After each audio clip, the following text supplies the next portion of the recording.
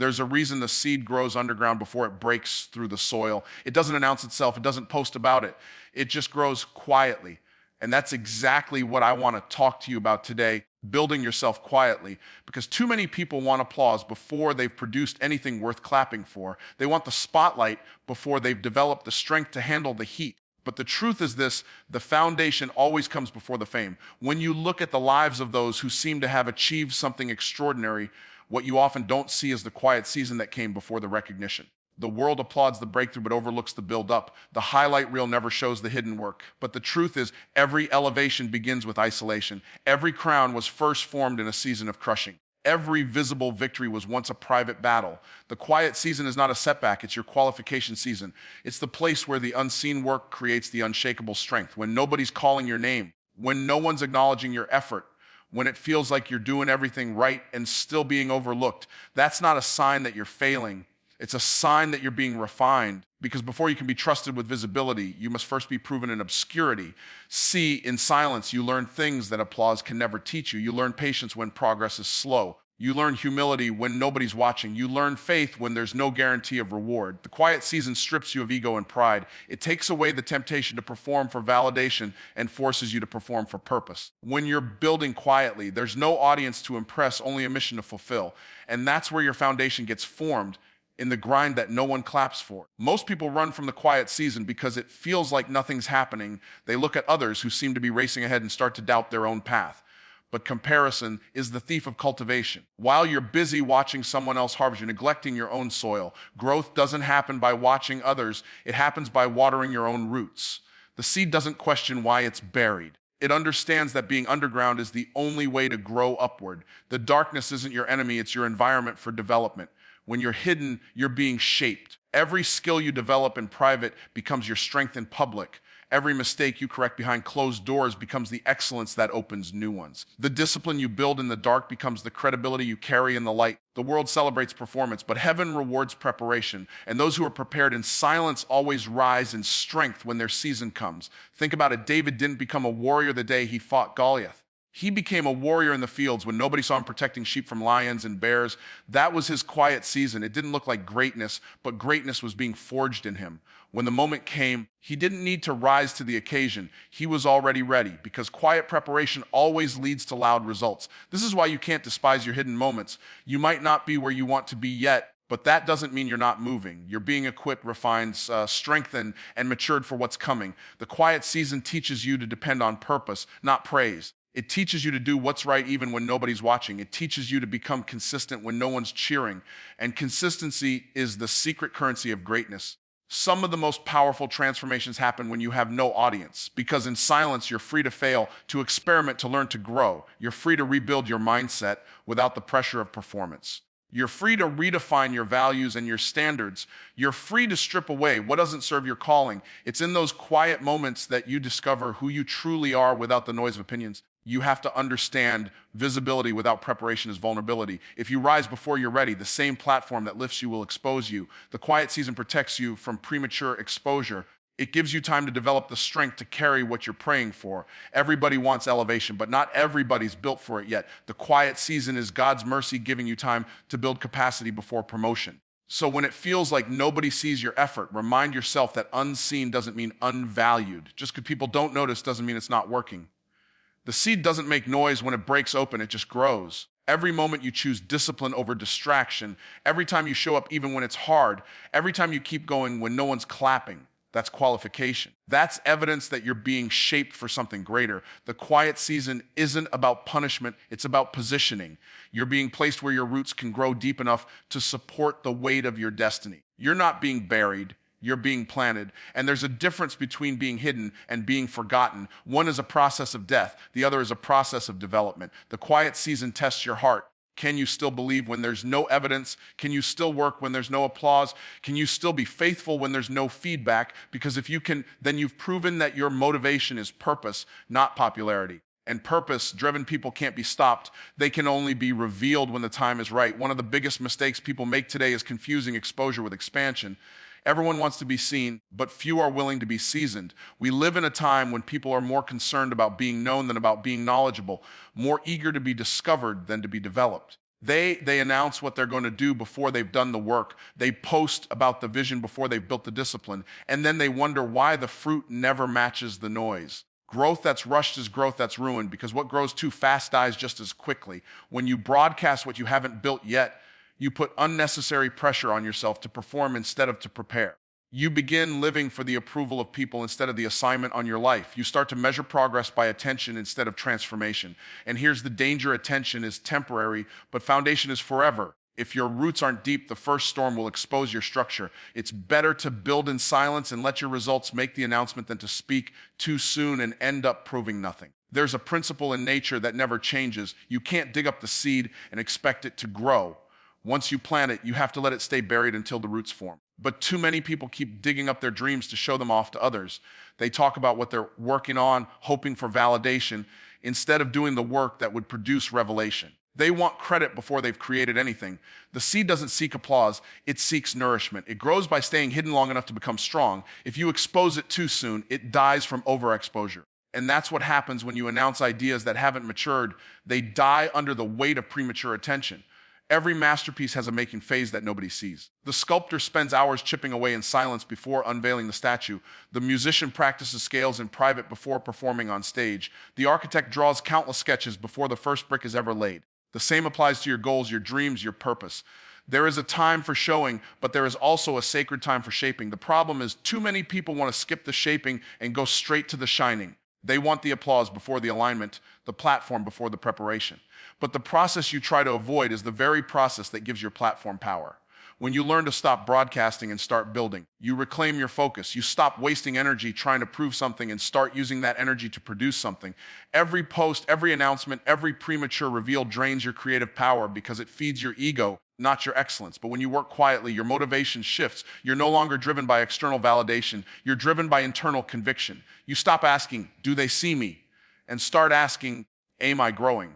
That's where true mastery begins, not in exposure, but in endurance. The people who make the biggest impact aren't always the loudest. They're the ones who worked in silence until their results spoke so loudly that the world couldn't ignore them. They don't tell you what they're doing. They show you what they've done.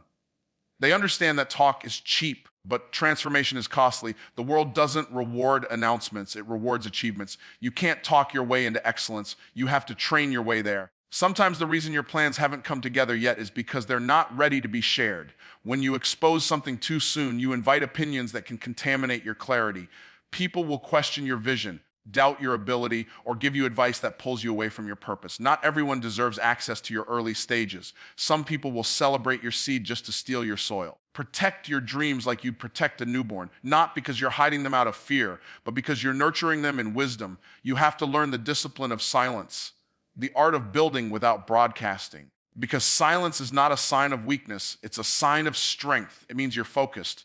It means you're mature enough to know that fruit takes time. The world tells you to announce your goals to stay accountable. But true accountability comes from integrity, not attention. Integrity means doing the work even when no one's watching, keeping promises to yourself, and staying consistent when nobody's checking in. There's power in mystery. When people don't know what you're building, they can't limit it.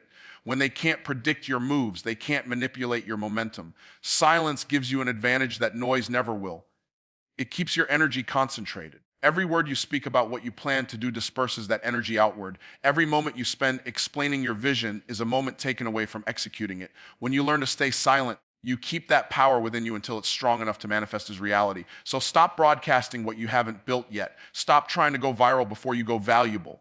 Stop announcing your potential, start developing it. The seed never needs to explain that it's becoming a tree. It just grows until its fruit speaks for itself.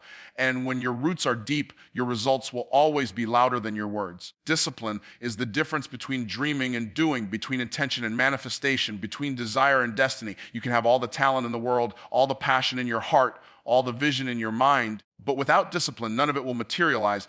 Discipline is what separates the ones who talk about success from the ones who live it. When you decide to build yourself quietly, you have to understand that silence without structure is just procrastination. It's discipline that gives silence its power. It's the daily grind, the unseen repetition, the constant refinement that creates the kind of results that make noise on their own. The most powerful people you ever meet are not necessarily the most gifted. They're the most consistent.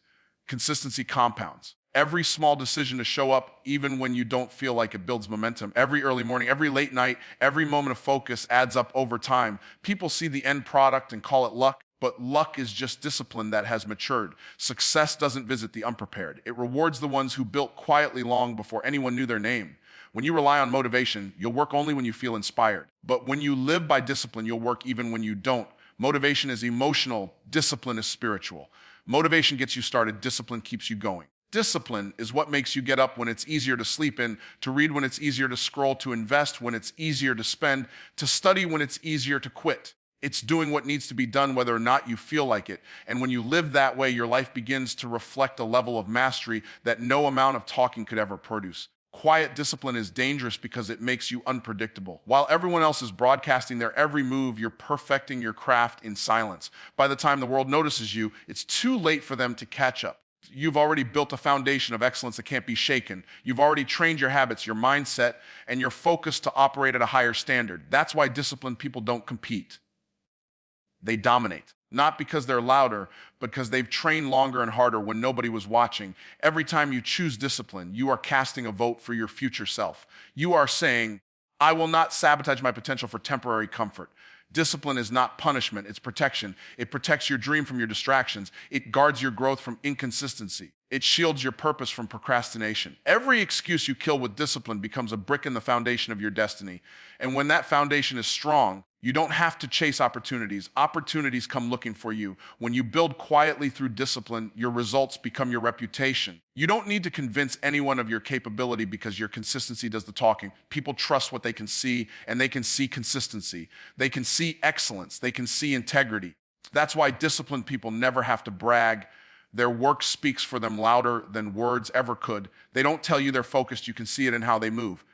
They don't say they're committed. You can feel it in what they produce. There will always be moments when you feel like giving up, when progress feels invisible, when results seem too far away. That's when discipline becomes your anchor. Emotion will tell you to quit, but discipline whispers, keep going. Discipline doesn't operate by how you feel. It operates by what you decided. Every time you push through resistance, you are training yourself to become unstoppable. You are conditioning your mind to finish what you start. And that's what separates those who wish for success from those who walk in it. Discipline is a form of respect, respect for your purpose, respect for your time, respect for your potential. When you honor the process honors you back. Every rep, every repetition, every quiet effort accumulates into something that cannot be denied. Most people quit because they can't see results fast enough, but disciplined people know that roots grow before fruits show. They trust the process even when it's invisible. They know that the invisible effort always produces visible elevation. It's easy to talk about what you're going to do. It's easy to post motivational quotes and declare big goals, but talk without follow through is noise. Discipline is the language of results. It's how you communicate commitment to yourself and to your calling. The disciplined don't talk about what they will do next year. They're too busy doing what they said they would do last year. They don't need validation because the vision itself drives them. Every time you choose to be disciplined, you are rewiring your identity. You're proving to yourself that you can be trusted with your own word. That's where confidence truly comes from, keeping promises to yourself. Discipline builds belief, and belief builds power. When you know you'll do what you said you would do, you become unstoppable. You stop waiting for the right time, the right feeling, or the right support. You just execute. You act in faith. You move with conviction. And sooner or later, the world will see what you built in silence, and they'll call it greatness, but you'll know it was just discipline doing the talking. There comes a time in every builder's life when they realize that not everything happens when they want it to, but everything happens when it's supposed to. There is a divine rhythm to success, a timing that cannot be rushed and cannot be delayed. What many people call waiting is really working, because while you're preparing in private, something greater is aligning in the unseen. The quiet seasons of your life are not wasted. They are woven into the plan that will position you for your next level. You may think you're being delayed, but you're really being developed. Every unseen effort, every unnoticed act of faith, every disciplined day in the dark is recorded in the ledger of destiny. Divine timing is never late, but it's rarely early. It meets you at the intersection of readiness and purpose. That's why private preparation is so important. You can't pray for opportunities you're not prepared to handle. You can't ask for platforms your character can't sustain. The truth is, preparation is proof of faith. When you prepare in private, even before you see the promise, you are declaring that you believe something greater is coming. Faith without preparation is fantasy. Preparation without patience is pride. The ones who rise are those who master both. They work while they wait and trust while they train. There's something sacred about being faithful in the small things. When you show up and give your best in the hidden places, you are sending a signal to heaven that you can be trusted with more. The divine principle is simple. If you are faithful with little, you will be trusted with much.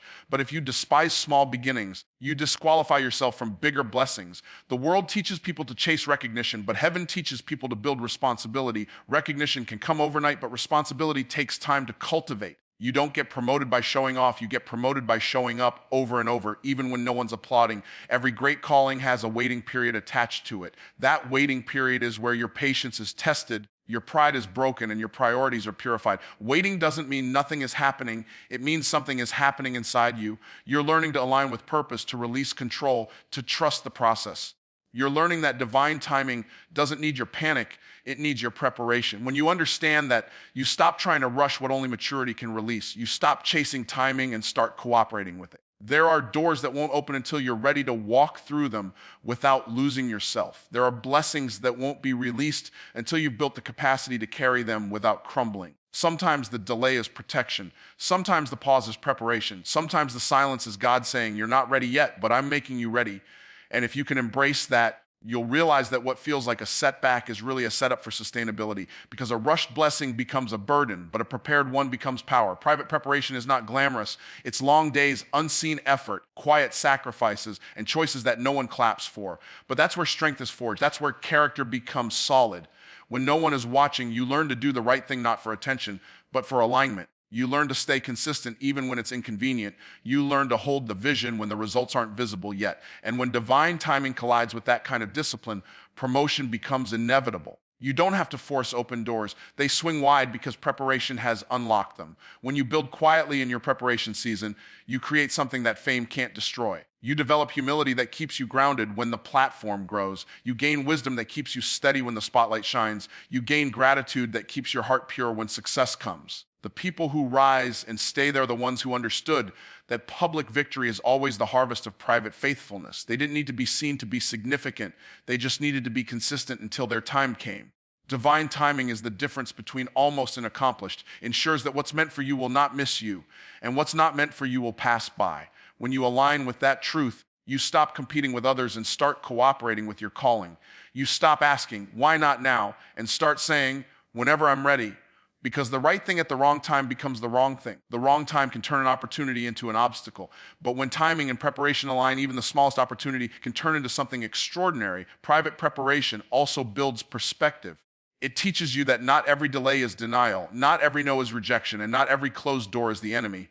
Sometimes the door is closed because what's behind it is still being built for you. Sometimes the opportunity hasn't disappeared. It's just maturing while you're maturing. There's a harmony between your readiness and your release. You don't want to arrive too early and watch your potential collapse under pressure. You want to arrive at the exact moment when your skills, your mindset, and your maturity can match the magnitude of your mission. When you understand divine timing, you stop worrying about being seen and you start working on being ready. You no longer crave speed, you crave strength. You don't look for shortcuts, you look for sharpening. Because you know that when your moment comes, you won't have to introduce yourself. Your preparation will introduce you. And when that happens, it won't just be success, it will be stewardship.